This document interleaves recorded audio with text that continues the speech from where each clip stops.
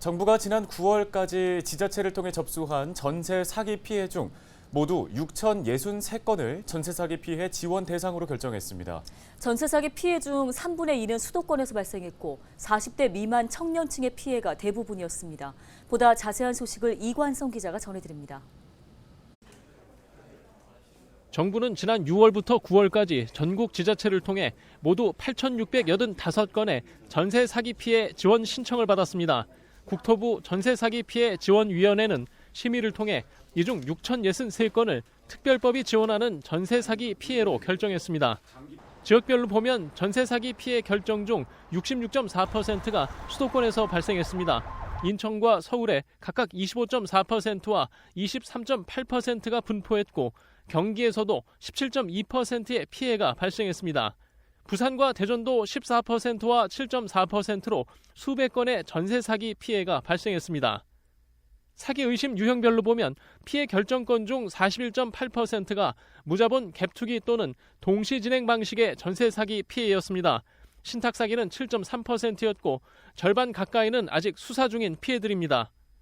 주택 유형별로 보면 시세 정보를 쉽게 확인하기 어려운 빌라와 오피스텔 피해가 많았습니다.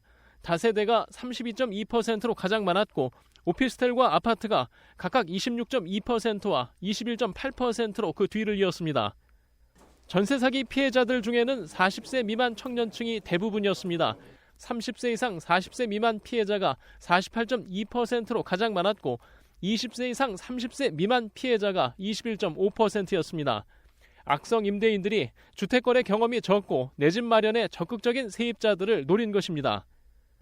전세 사기 피해자들은 아직도 전국에서 잇따라 발생하고 있습니다. 역전세 시장 이후 전세 보증금을 세입자들에게 돌려주지 않는 악성 임대인들이 여전히 늘고 있기 때문입니다.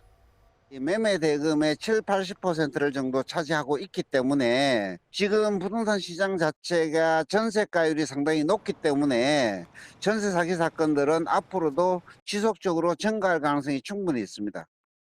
정부는 지난 5일 전세 사기 피해자들의 저리 대환 대출 요건을 완화하고 공공임대 주택 제공을 확대하는 등의 지원 대책을 보완하겠다고 밝혔습니다.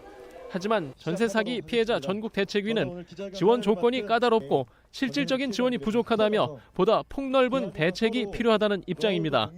헬로우 TV 뉴스 이관성입니다.